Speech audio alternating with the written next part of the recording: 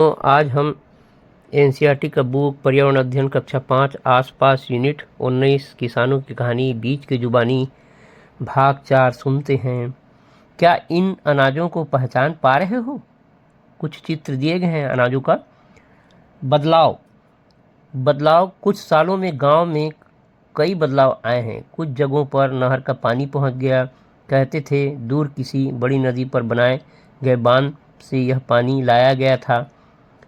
फिर बिजली भी पहुंच गई, बस बटन दबाओ तो रोशनी। धीरे धीरे सभी लोग एक दो तरह के गेहूं और कपास की ही फसल उगाने लगे जिन्हें बेचकर ज़्यादा फायदा हो।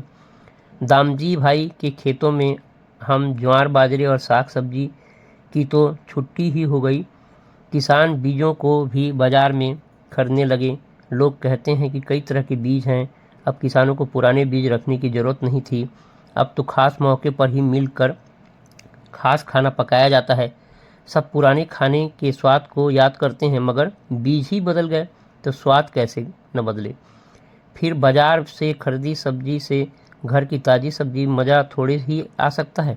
दामजी भाई अब बूढ़े हो गए थे। उनका बेटा हंसमुख खेती और घर का जिम्मा संभालने लगा। हंसमुख खेती से खूब मुनाफा कमा रहा था। उसने अपने पुराने घर को नया बनाया, खेतों में भी नई नई चीज़ें लाया, पानी के लिए बिजली का पंप लगाया, शहर में आने जाने के लिए मोटरसाइकिल खरीद ली, ज़मीन जोतने के लिए ट्रैक्टर। जो काम करने में बैलों को कई दिन लगते थे वह काम ट्रैक्टर कुछ ही समय में कर लेता है। हंसमुख कहता है कि अब सोच समझकर खेती कर रहे हैं, वही उगा रहे हैं जो बाज़ार में बेचा जा सके। मुनाफे के पैसे से हम अपना जीवन सुधार सकते हैं और ज़्यादा तरक्की कर सकते हैं।